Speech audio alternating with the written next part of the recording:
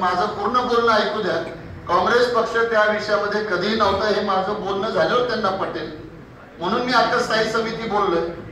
म्हणून त्यांना माहित नसेल तर आमचं बोलणं होतं मग मी त्यांना सांगतो. हरकतीचा मुद्दा आहे ना, पण तो चुकीचा आहे. हरकतीचा मुद्दा असंच आमचं म्हणणं. हरकतीचा मुद्दा आहे असं थोडं आहे. तुम्ही सांगता म्हणून कसं होणार असं थोडं आहे. झालं असेल हरकतीचा मुद्दा तर आम्ही बोलायचं आम्हाला अजून पुढे हरकत घेऊ द्या. भाषण करतो भाषण म्हणजे काय हरकतीचा मुद्दा थोडं भाषण असणारच ना शिंदे साहेब असं कसं. माननीय महापौर साहेब आम्ही स्टँडिंग कमिटीमध्ये याच्यावर साधं बाधिक चर्चा केली. मुरलीमोळ स्टँडिंग कमिटी चेअरमन आहे त्यावेळेला 12% वाढीला त्यांचे सदस्य त्यांच्यासह आम्ही विरोध केला की आम्ही टॅक्स वाढ करू देणार नाही. फक्त 12% 15% जी पाणी वाढ आहे ती 24/7 वेळेला जी केलेली आहे तीच वाढ आम्ही काम ठेवली. हा म्हणजे ती काय आहे ती 24/7 वेळेला त्यांच्यामध्ये काय वाढ नाही किंवा काय नाही. आता अरविंद शिंदे त्याच्याबरोबरही आम्हाला घ्यायला लागले तर ते चुकीचे असं माझ्या या ठिकाणी म्हणलं. एवढं घेणार नव्हतं पण आता तुम्ही जबरदस्ती बोलायला लावलं बोलायला लागणार आहे. माननीय महापौर मी पहिल्यांदाच सांगितलं काय जादू चेअरमॅननी केली माहित नाही.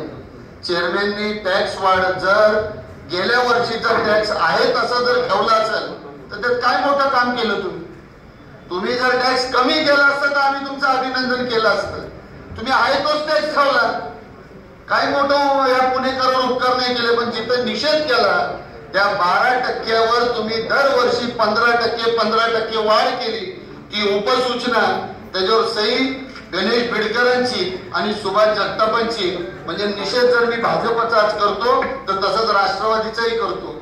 कारण त्यावेळेला आम्ही विरोध केला होता पाणीपट्टी वाढला 24/7 ची योजना चालू नाही तरीही तुम्ही भाववाढ केली. मी फक्त एवढा मुद्दा फक्त बोलण्यासाठी माननीय महापौर थांबणार आहे की उपसूचना आहे त्यावेळेला आणि त्या उपसूचना अशी टाकली आणि त्या डॉक्युमेंटमध्ये तुम्ही असं लिहिलं की येणाऱ्या काळामध्ये 2016 ते 17 सालासाठी मिळकत करातील पाणीपट्टी 12% दरवाढ करणे व त्या पुढील 4 वर्ष समान वाटपासाठी 2020-21 पर्यंत दरवर्षी 15% वाढ. म्हणजे 16-17 मध्ये तुम्ही 12% वाढ आणि दरवर्षी 15% वाढ. या सभागृहामध्ये नवीन सभासद आहेत त्यांना माहित नाही त्यांनी अभिनंदन केलं मी समजू शकतो.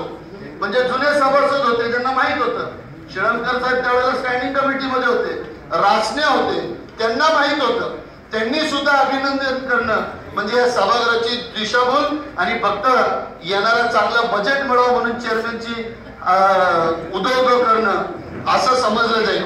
मी या सभागृहाला एक उदाहरण देऊ इच्छितो की जर 2016-17 मध्ये आपण उदाहरण घ्या 100 रुपये जर पाणीपट्टी असेल ताई मी तुमचं लक्ष वेधितो शस्त्रबुद्धे ताई तुम्ही सुद्धा सभागृहामध्ये उभा अलर्ट होता तरी तुम्ही अभिनंदन केलं.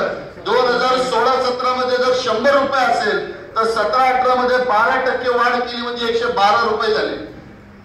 112 रुपयावर परत 15% वाढ केली 128 रुपये 80 पैसे झाले.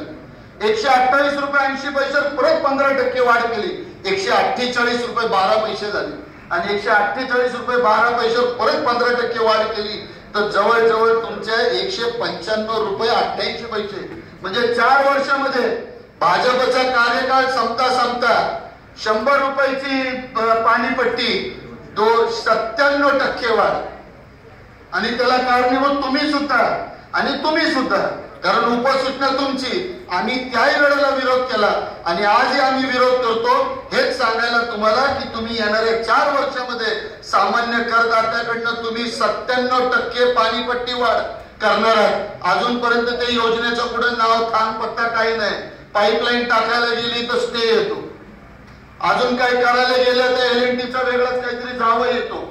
अशा अनेक गोष्टी थांबत असताना मी या सभागृहाला विनंती करेल की मी सुद्धा स्थायी समितीचे आभार मानले असते अभिनंदन केलं असतं चेअरमॅनचं पण ते कधी केलं असतं. आता तुम्ही करणार हे मान्यता करणार तुम्ही आणि परत हे मान्य करण्यासाठी तुम्ही कर्ज उभार करणार त्यासाठी तुम्ही बॉन्ड उभे करणार त्याचं व्याज सुद्धा हे करदातेच भरणार.